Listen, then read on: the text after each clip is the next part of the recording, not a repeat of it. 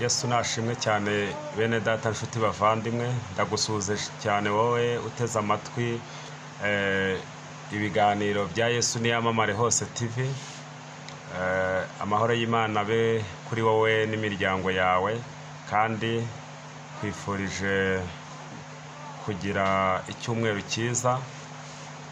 Hanyuma rero ndagira ngo nkuko bisanzwe n'ubundi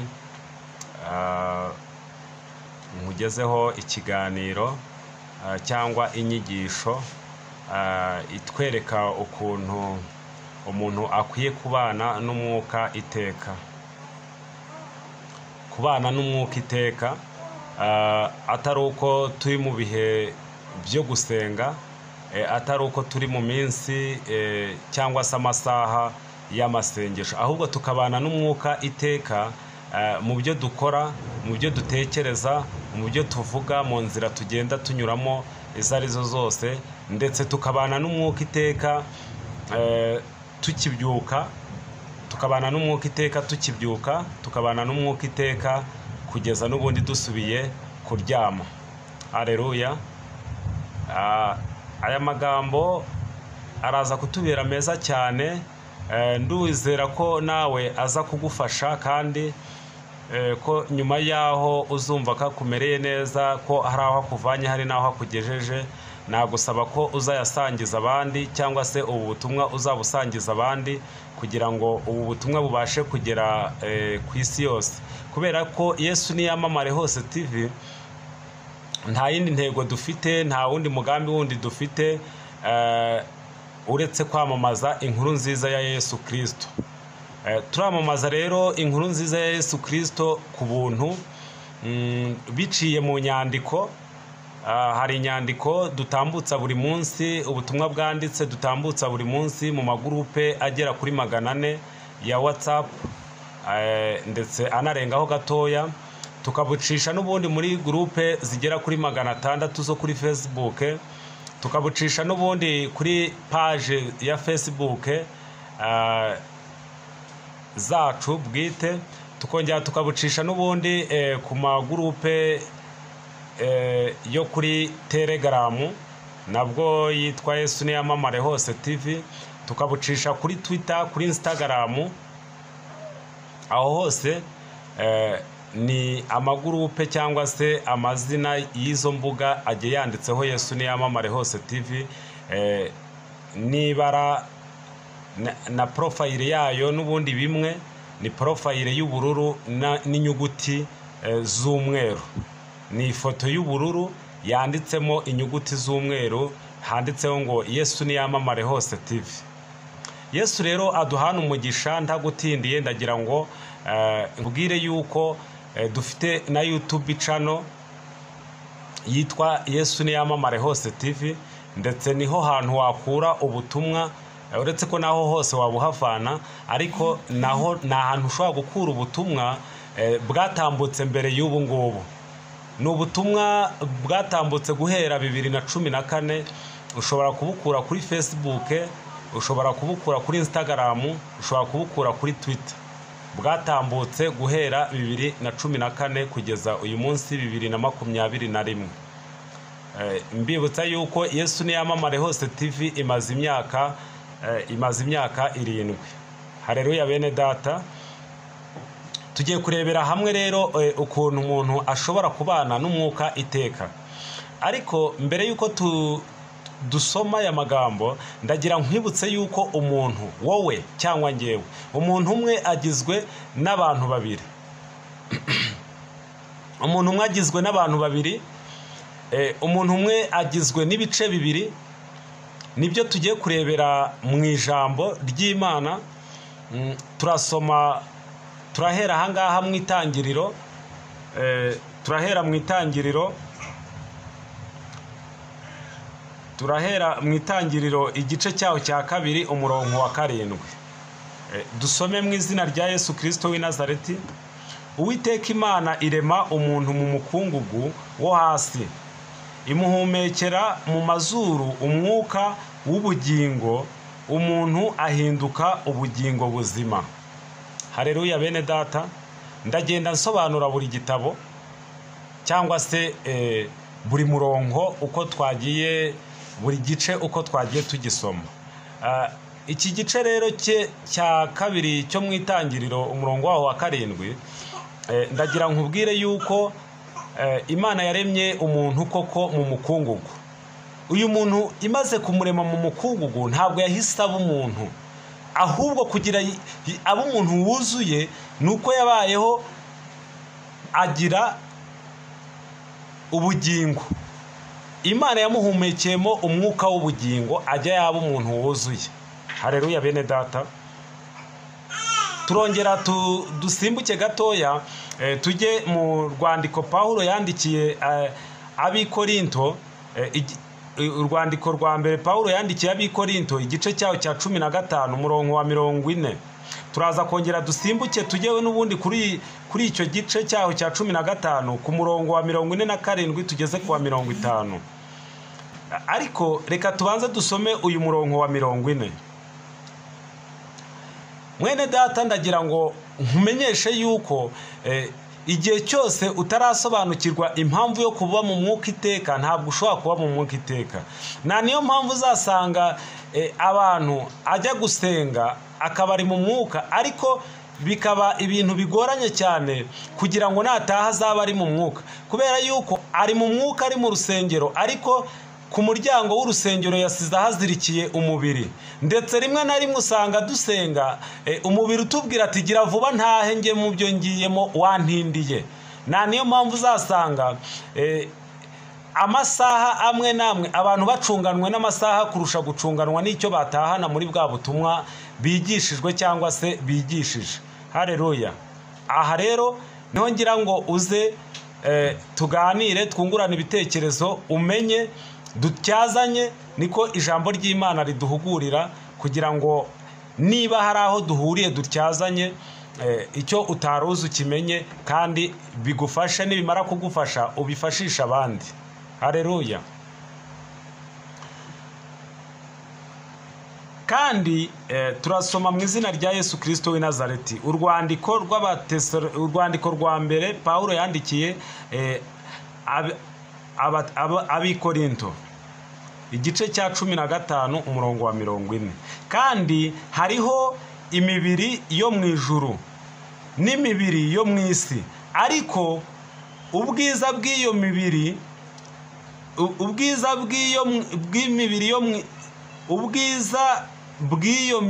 yo mu ijuru buri ukwabwo, n'ubw'iyo mu isi nabwo buri ukwabwo. Haleluya. Twaje wabonye rero yuko ubwiza bw'imibiri dufite muri makeya. Iki gice cyangwa se uyu murongo uratubwira yuko dufite imibiri ibiri, dufite ubwiza bubiri, ubwiza bw'umubiri wo mu isi n'ubwiza bw'umubiri wo mu ijuru. Mwene data, niho nakubwiye ko umuntu agizwe n'ibice bibiri. Ibi bice bibiri utarabisobanukirwa ntabwo uzabasha kuyoborwa n'umwuka iteka. Ibi bice bibiri ndagira mbigusobanurire neza, unabyumve neza, kugira ngo niba wabyibeshyagaho ntuzongere kubyibeshyaho, ahubwo usigare uyobowe n'igice wowe wihitiyemo. Kuko ibi bice byombi kare bibiri biratuyobora, ariko ndagira nkumenyeshe yuko kimwe gishobora kwangiza ikindi, kuko byombi ntibikorana uko ari bibiri. Hakora kimwe, hakora icy'umubiri cyangwa hakora icy'umubiri wo mu isi, cyangwa hagakora icy'umubiri wo mu ijuru. Turakomeza ku murongo waho wa 47. Umuntu wa mbere yaturutse mu butaka, ari uw'ubutaka, naho umuntu wa kabiri yaturutse mu ijuru. Nk'uko uw'ubutaka ari, niko n'ab'ubutaka bandi bari. Kandi nk'uko uw'ijuru ari, niko n'ab'ijuru bandi bari. Kandi nk'uko twambaye ishusho y'ubutaka nta niko tuzambara n'ishusho y'uw'ijuru. Nuko bene data, icyo mvuga ni iki, yuko abafite umubiri n'amaraso bisa batabasha kuragwa ubwami bw'Imana, kandi ibibora bitabasha kuragwa ibitabora. Amena, amena, haleluya mwene data. Ndagira ngo tuganire n'ubundi kuri iki gice cy'aya magambo. Umuntu wa mbere yavuye mu butaka. Niho n'ubundi twasanze ko Imana yaremye umuntu mu butaka. Niho twabonye mu itangiriro ko Imana yaremye umuntu mu butaka, imaze kumurema mu butaka ibona gusa ubwabyo bidahagije kugira ngo yitwe umuntu, imuhumekeramo ubugingo, ahera aba umuntu w'ubugingo buzima. Haleluya bene data. Inshuti bavandimwe, bene data bakundwa, inshuti z'umusaraba, birakwiye ko tumenya itandukaniro cyangwa se aba bantu babiri bafitanye sano ki, bafitanye itandukaniro ki. Niho ijambo ritubwiye ati umuntu wa mbere yaturutse mu butaka, ari uw'ubutaka, naho umuntu wa kabiri yaturutse mu ijuru. Nk'uko uw'ubutaka ari, ni nako n'ab'ubutaka bandi bari, kandi nk'uko uw'ijuru ari, nta niko n'ab'ijuru bandi bari. Bivuze iki? Mu muntu harimo abantu babiri. Umuntu agizwe n'ibice bibiri. Nizere yuko bya bice bibiri bigizwe n'umuntu wabyumvisha hano mu Bakorinto ba mbere igice cyaho cya 47, ndetse turazamuka tugere ku gice cya 50.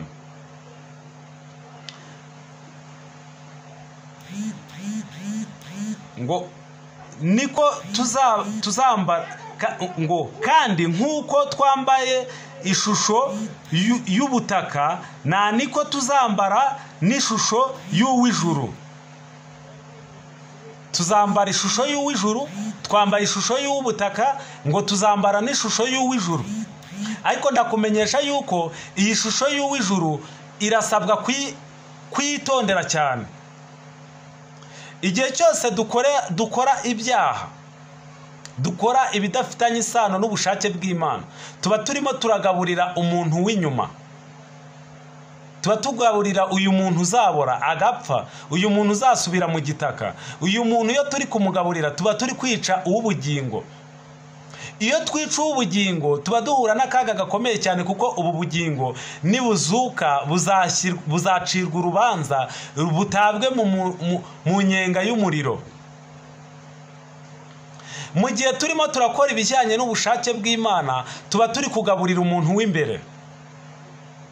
Ndetse iyo turimo turagaburira umuntu w'imbere, tuba turimo turanezeza Imana, ndetse Imana itubona nk'abantu bashyitse. Ariko igihe cyose turimo turagaburira umuntu w'imbere,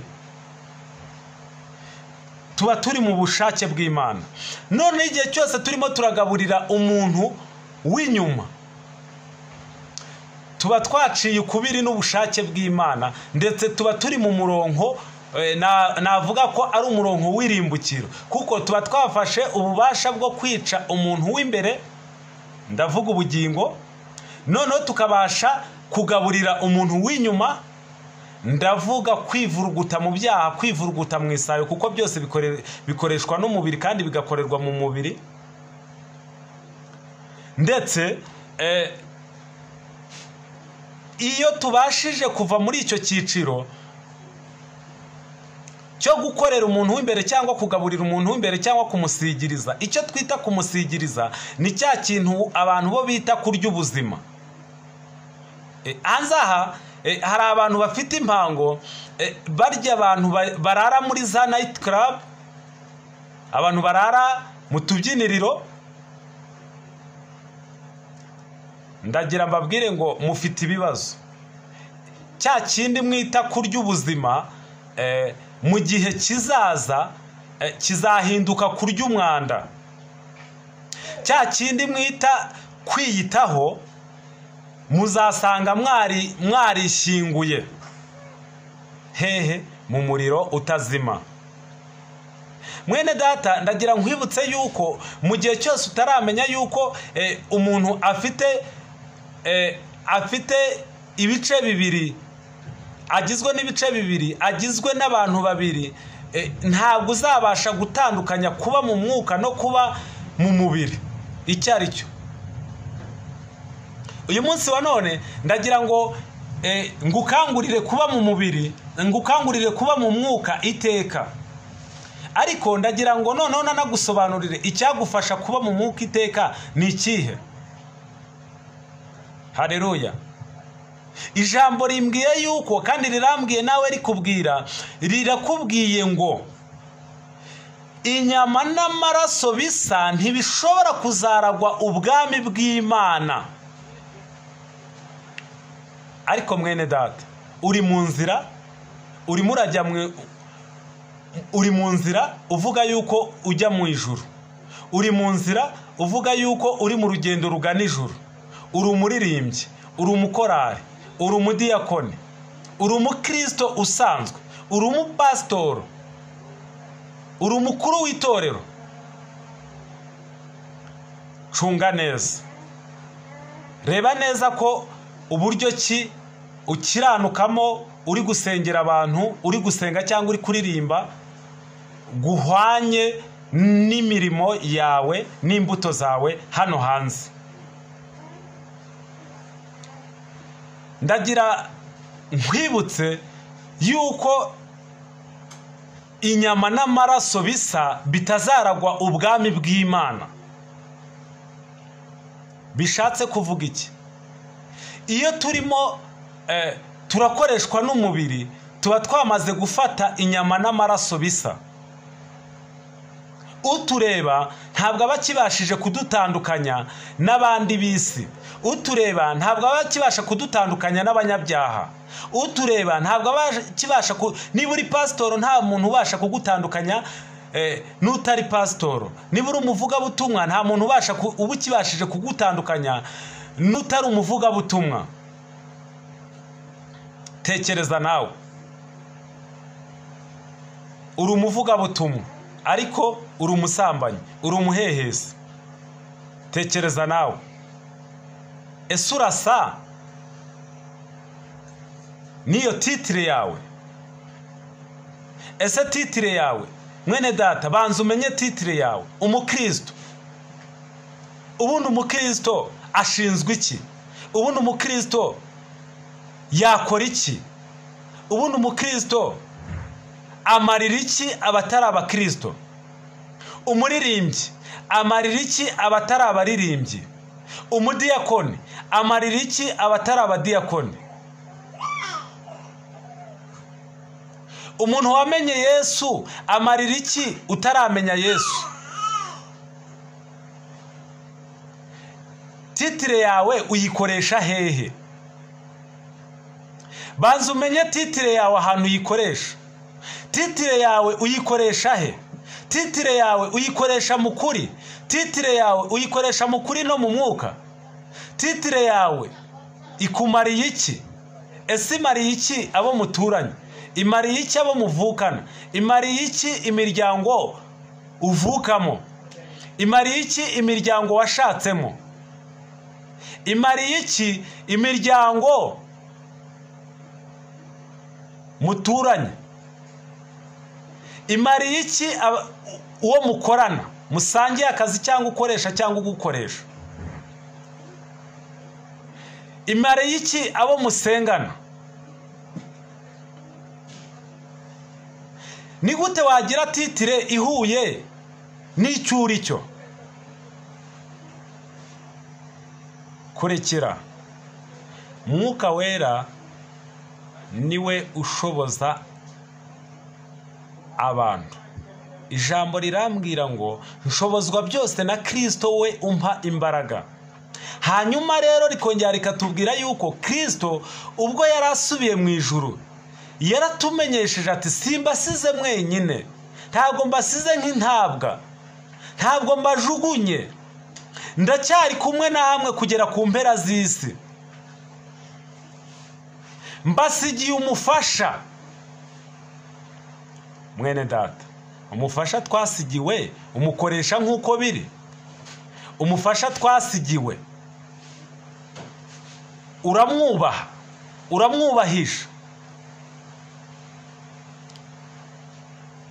Sobanukirwa neza titire yawe. Reba neza ibyo urimo. Ubucuruzi, imyuga, turabarizwa hano hanze mu bintu bitandukanye.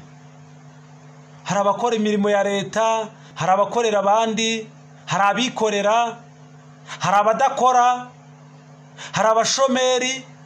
Ariko ukuri kose, titire yawe nyaboneka mu nzu y'Imana. Urasa nayo hanze y'inzu y'Imana. Nje kukubwira yuko ukeneye kugira titire isa n'ukuri hanze.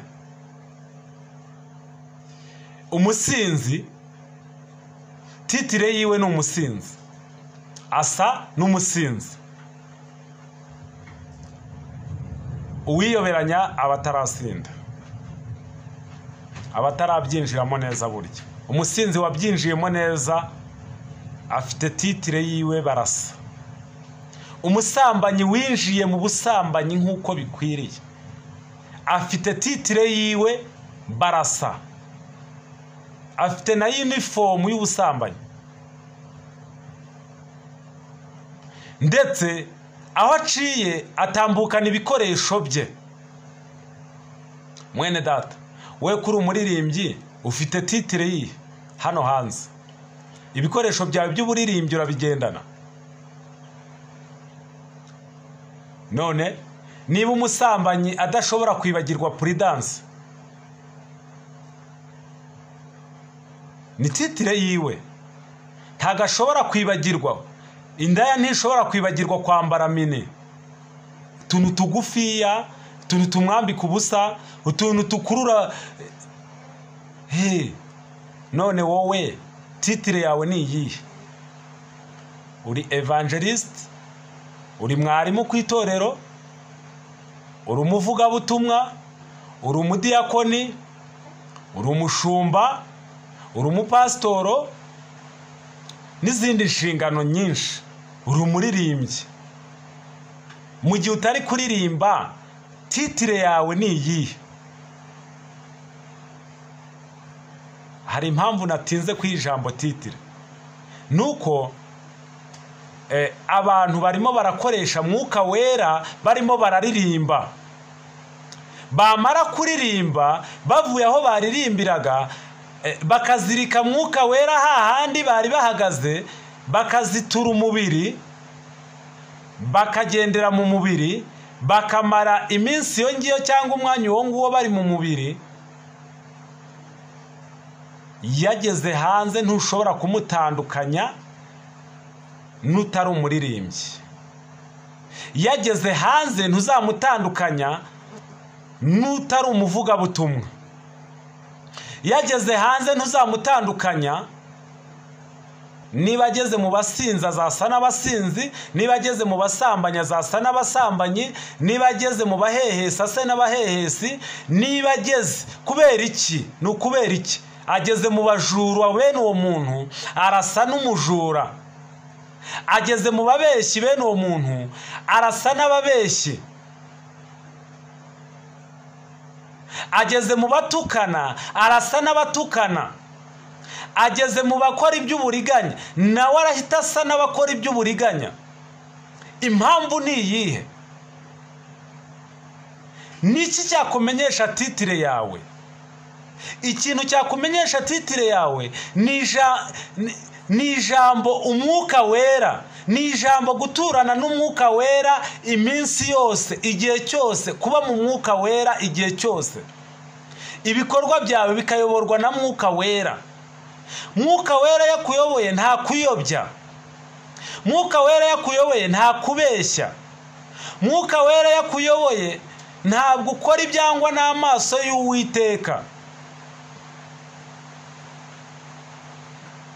Haleluya bene data.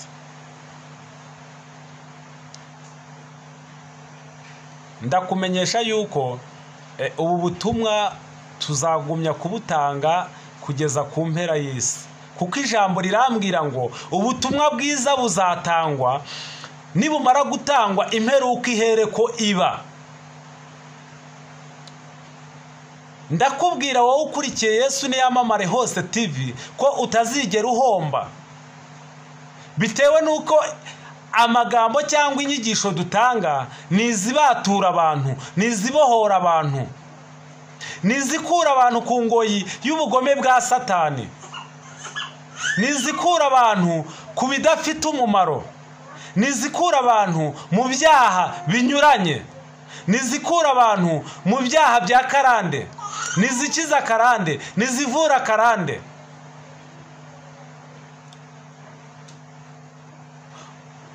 Ndagira nkumenyeshe yuko ukwiye kumenya umwami ukorera, ukwiye kumenya mbese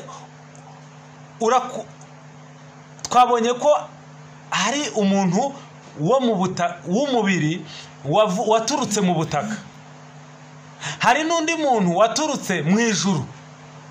Mbese ukorera nde? Mbese ukorera gushimwa n'uwuhe? Aho ntukorera ishimwe ry'abantu, aho ntukorera kunezeza umubiri wawe, aho ntukorera kurya ubuzima. Ndakumenyesha yuko icyo abisi bita kurya ubuzima ni ukurya umwanda, kubera yuko bene uwo mwanda ndetse rimwe na rimwe urabagaruka. Uwo mwanda ubagaruka mbere y'igihe, ariko na nyuma y'igihe bizabagiraho ingaruka ku munsi w'imperuka. Mwene data, bana n'umwuka iteka ryose. Sengera mu mwuka, utahe mu mwuka, wirirwe mu mwuka, ugendere mu mwuka, ucururize mu mwuka, uhahire mu mwuka, uganirire mu mwuka. Ariko nuyoborwa na mwuka wera, uzabasha ute kuvuga amagambo y'amahomvu? Uzabasha ute kwicarana n'abakobanyi? Mbese uzabasha ute kwifatanya n'abatizera? Uzabasha ute kwifatanya n'abanyabyaha? Uzabasha ute kuba mu mburamukoro, mu mburamumaro? Uzabasha ute kuboneka mu isoko ry'imburamumaro? Uzabasha ute kwiringira ubwenge bw'isi? Aba bantu babiri rero ndagira nkumenyeshe uburyo bakoramo.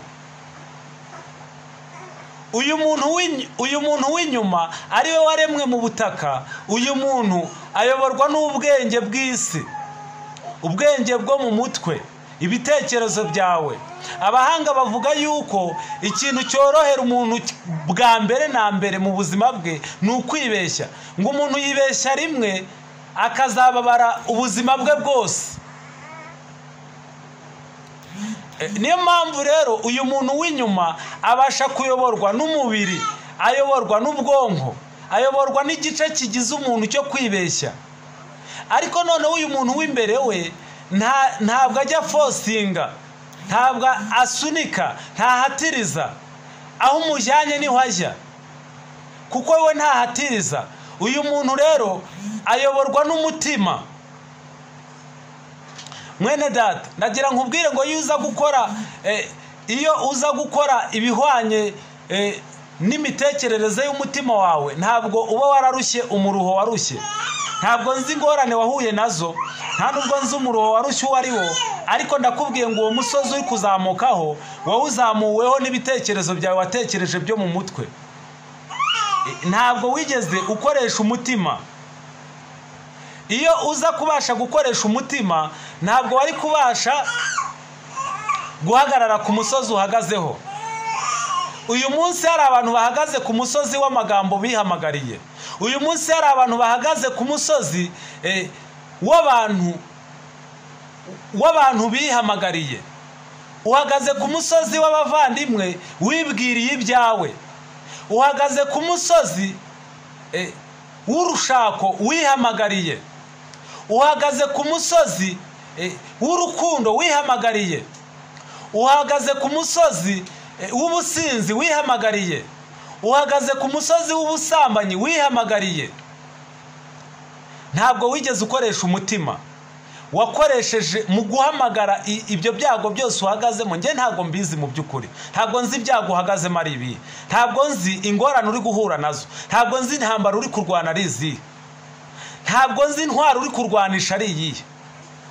Ariko ndagira nkubwire ko intwaro yo gutsinda umwanzi ni ugukoresha umwuka wera, ni ukurwanisha umwuka wera. Mu gihe cyose uzarwanisha mwuka wera uzatsinda, ariko nurwanisha umubiri uzatsindwa. Nakubwiye yuko mwuka wera akorera mu mutima, kandi umutima utanduye ntabwo ubwonko bujya bwandura. Ubwonko buhora butekereza, buhora butekereza. Nukora iby'ubwonko uzayoba, ariko nukora iby'umutima uzabaho udafite umutima wanduye, uzabaho udafite umutima ugucira urubanza. Mwuka wawe wera mufata umukomeze ntagucike. Reka nkwibutse igihe wahamagarwaga.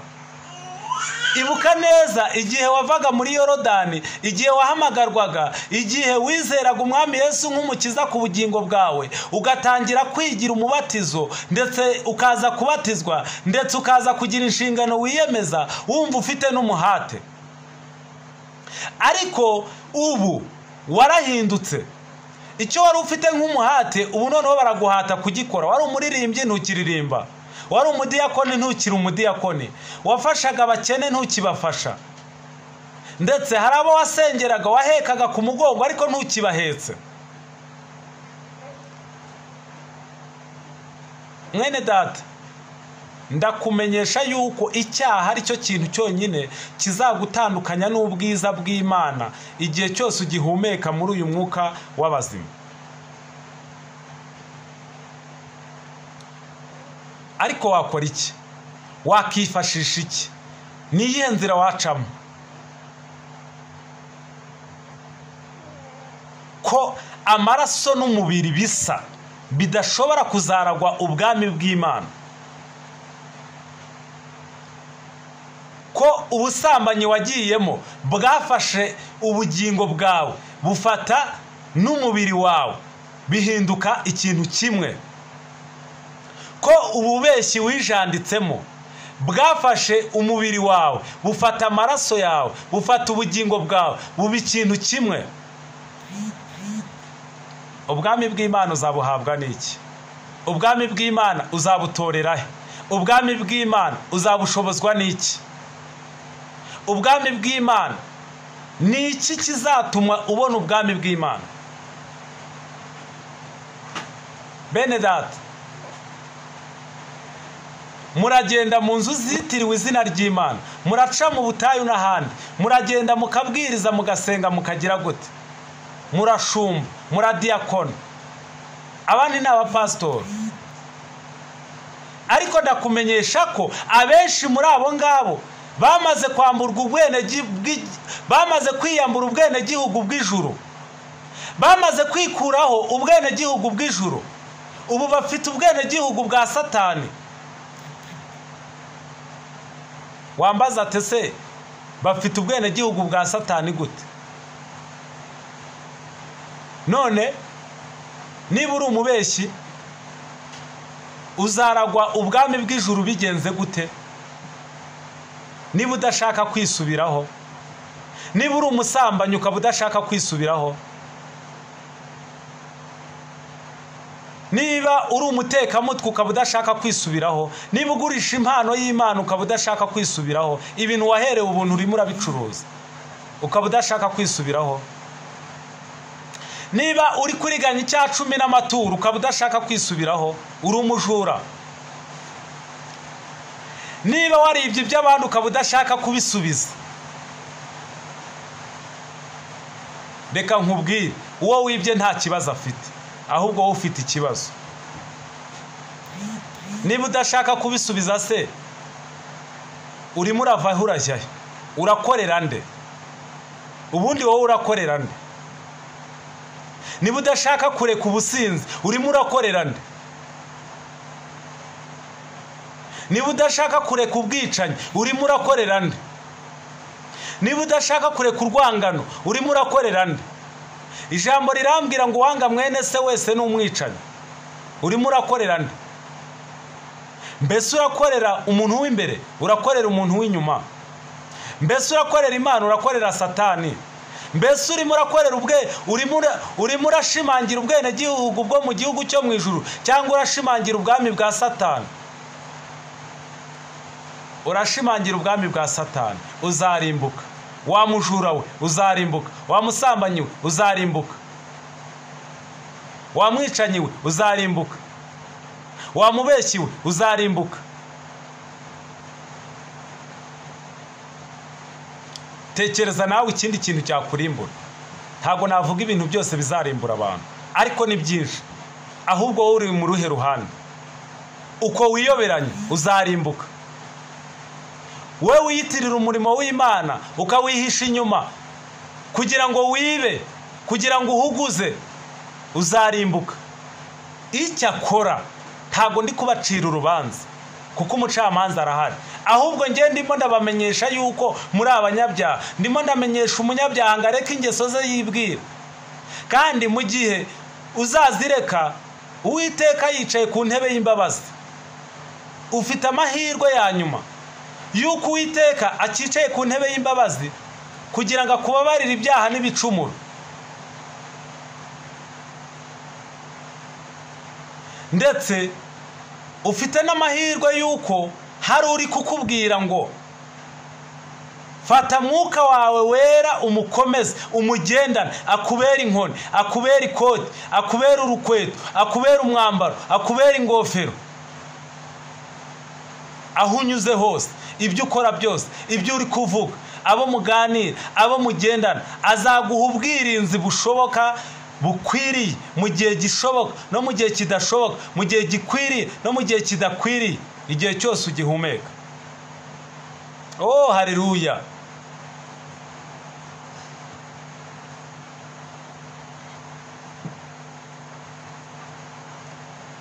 Haleluya bene data. Reka dukomeze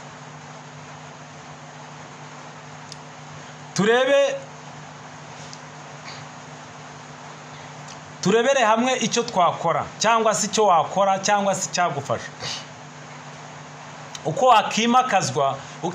wakimakaza kubana na Mwuka Wera iteka mu buzima bwawe bwa buri munsi.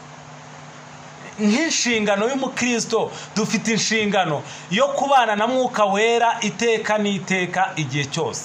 Ariko siko byatugendekeye, nta nubwo ariko byaduhiriye. Reka turebe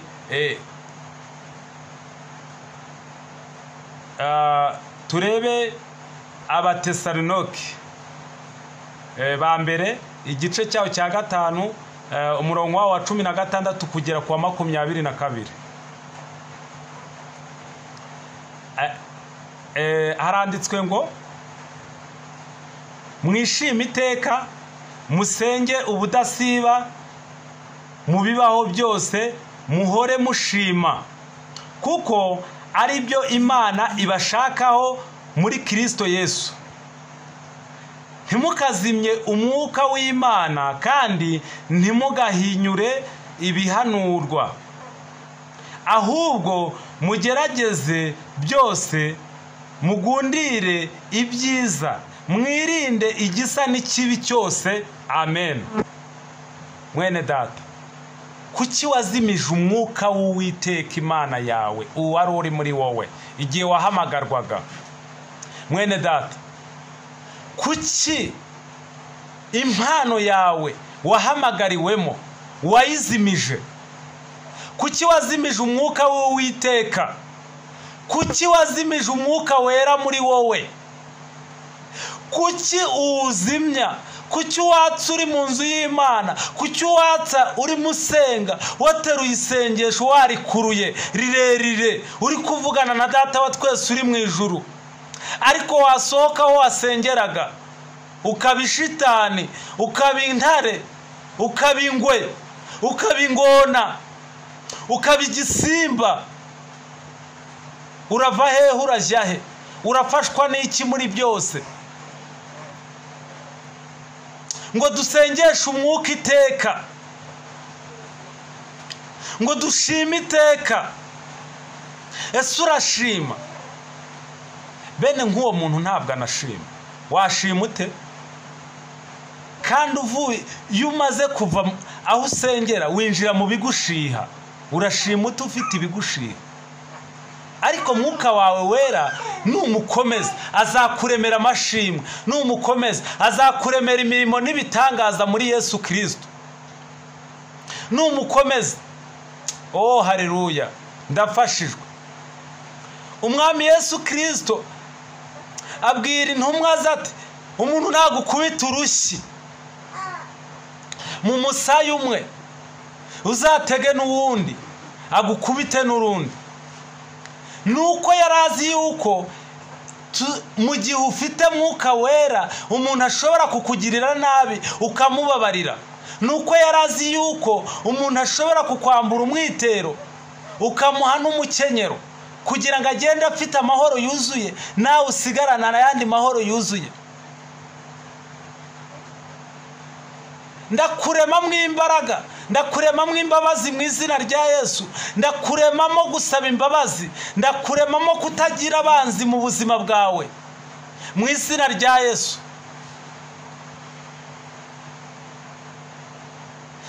Haguruka, haguruka ube nomero ya mbere, ugenda usaba imbabazi abo wahemukiye. Haguruka ube nomero ya mbere, ugenda ubwira abaguhemukiye ati narakubabariye, ndetse n'ibinarimba basaba imbabazi, kugira ngo kurwawe ruhande wezwe ubu wejejwe muri Yesu Kristo w'i Nazareti, kugira ngo mu rwawe ruhande ubane na mwuka wawe wera, kugira ngo mu rwawe ruhande ntuzacirweho urubanza, ntuzacirweho iteka kuri wa munsi. Oh haleluya, imbabazi z'Uwiteka ziriho kandi ziriho. Haguruka, haguruka uve mu byaha, haguruka uve mu busambanyi, haguruka usabe imbabazi abo watuye mu busambanyi, haguruka usabe imbabazi umugabo wawe waciye inyuma, haguruka usabe imbabazi umugore wawe waciye inyuma. Haguruka, ndakwambika imbaraga zo guhaguruka mu izina rya Yesu. Bohoka ku cyaha gito n'ikinini, zibukira icyaha n'igisa nkacyo, niko ijambo ritubwiye. Hitamo ukwiye kuba we. Niba ukwiye kuba umuntu wo mu ijuru, niba ukwiye kuba umuntu wo mu butaka waremewe aha mu isi, yo haleluya. Imbabazi z'Uwiteka ngo zihoraho iteka, ariko hari igihe kizagera nyiraza zifunge. Ariko ndakumenyesha yuko nudahaguruka ntazo uzabona. Uwiteka ababarira umuntu wamusabye imbabazi. Nawe wikicara, umuntu wahemukiye azakubabarira kubera yuko wamusabye imbabazi. Nawe wikicara, wa mujura we wikicara, wa musinzi we wikicara, wa murozi we wikicara, wa muhanuzi w'ibinyoma we wikicara, wa mudiyakoni we waretse umurimo wawe wikicara, wa mukozi w'Imana we waretse umurimo wawe wikicara. Haguruka, Uwiteka aragushaka wahagurutse. Haguruka ufate mwuka wawe wera wazimije muri wowe.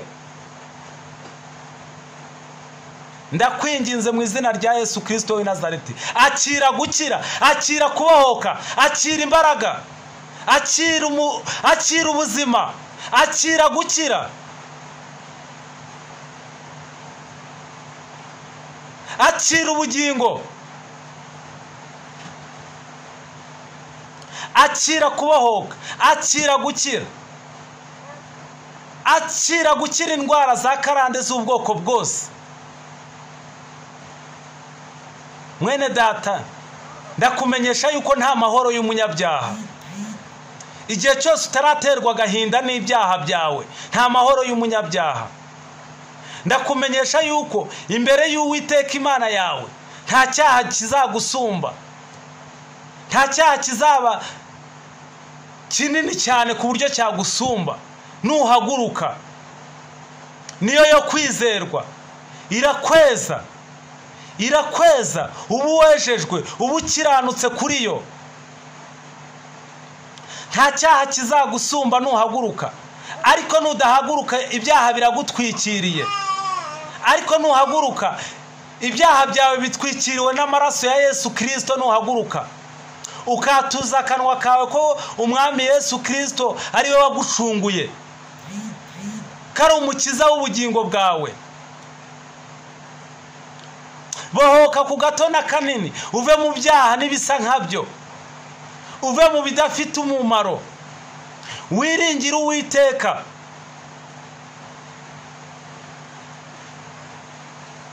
Hari abiringiye amafaranga ubu ntayo bafite, hari abiringiye imitungo ubu ntayo bafite, hari abiringiye akazi gakomeye ubu ntako bafite, hari abiringiye kampani zikomeye ubu zarahagaze, hari abiringiye abakomeye bazahurira nabo mu biro ubu nta biro barimo, hari abiringiye ibyo kurya mu nzu zabo ubu ntabyo bafite, nabo bari gufashwa. Hari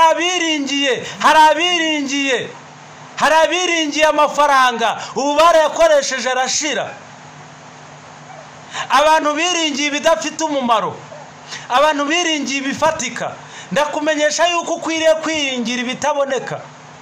Iringira umwami Yesu, iringire ubugingo, iringire kubohoka, iringire gukira, iringire Uwiteka, iringire imbabazi z'Imana, iringire urufatiro rwa Kristo, iringire Mwuka Wera. Azagusindagiza, azagutwara aho utashoboraga kwitwara, azagufasha ubabaye, azakugaburira ushonje. Igihe wacitse intege azagufasha, azagusindagiza. Ariko mwene data, nsoza, gendana na Mwuka Wera iteka ryose, iga kubana n'Umwuka Wera iteka ryose, nibwo uzasa na Kristo.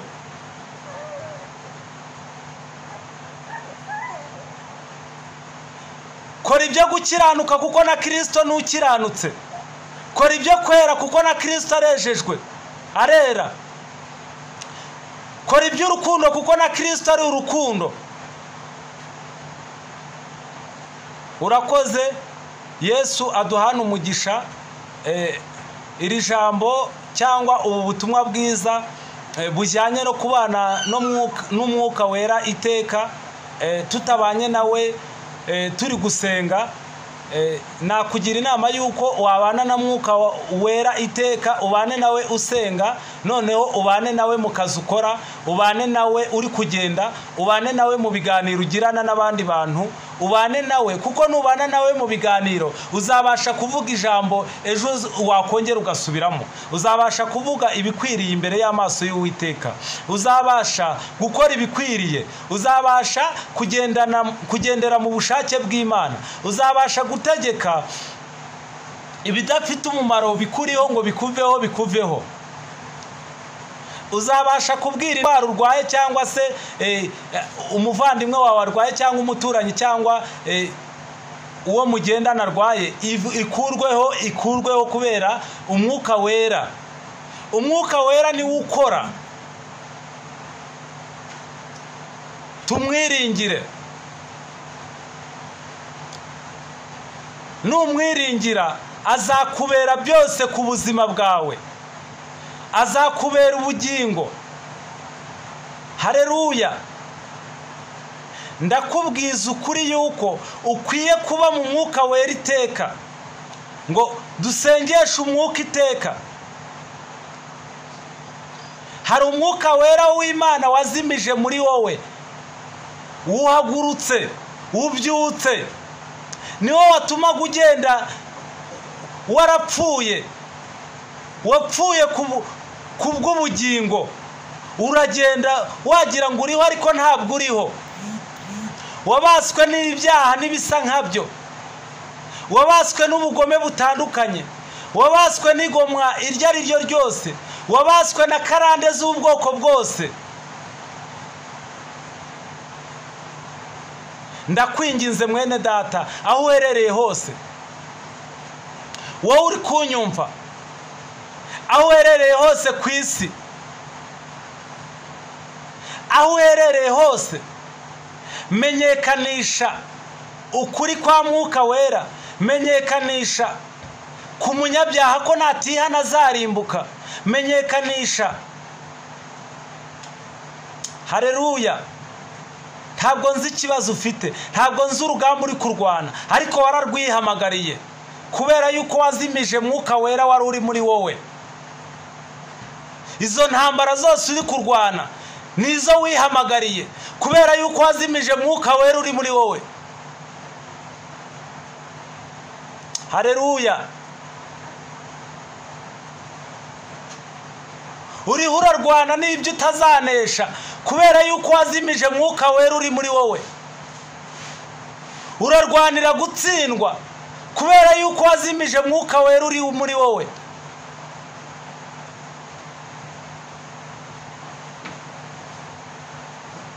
Ndetse iyo uburanira amahugu, ndetse ujya impaka, ndetse mu bapagani nawe usa nkabo, mu basinzi usa nkabo, mu basambanyi usa nkabo, mu bajuru usa nkabo,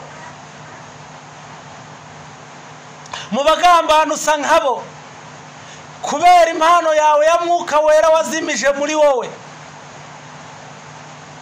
Ndakwinginze, bana na mwuka wera iteka mu izina rya Yesu Kristo w'i Nazareti. Ndagusabiye kugira ngo iri jambo ryinjire muri wowe kandi risakare muri wowe, risakare mu nshuti zawe, risakare mu bavandimwe bawe, risakare kubo mu bana, risakare kubo mwashakanye, risakare mu bo mukorana, risakare mu bo mwagendana. Yo, haleluya. Umenye kubana na mwuka wera iteka icyo ari cyo, nicyo byagufasha, nicyo byakumarira. Niba wifuza kubana natwe mu ivugabutumwa, dufashe, dutera inkunga, ukore subscribe kugira ngo ubu butumwa bujye bukugeraho buri uko twabushyize kuri YouTube channel, ndetse bubashe no kugera ku nshuti zawe, bubashe no kugera no ku bavandimwe bawe, ndetse bubashe no kugera kure cyane hashoboka. Kanda subscribe, ukande n'akazogera niba wari utarabikora, kandi niba warabikoze turagushimye. Imana y'amahoro iguha umugisha. Ariko niba utarabikora bikore, ndetse dufashe ubu butumwa busharinge mu magurupu ya WhatsApp, kuri Facebook, ndetse no ku bantu ufite muri telefone yawe, kugira ngo nta yindi nshingano yindi dufite, nta n'indi nkunga yindi dukeneye ko wadufasha uretse kwamamaza ubutumwa, kwamamaza inkuru nziza ya Yesu Kristo w'i Nazareti. Wanadusengera aho duherereye, twebwe tuba dukeneye inkunga y'amasengesho kugira ngo imirimo y'Imana ikoreke muri twebwe, igumye yaguke, nawe kwagukiremo. Shalom, shalom.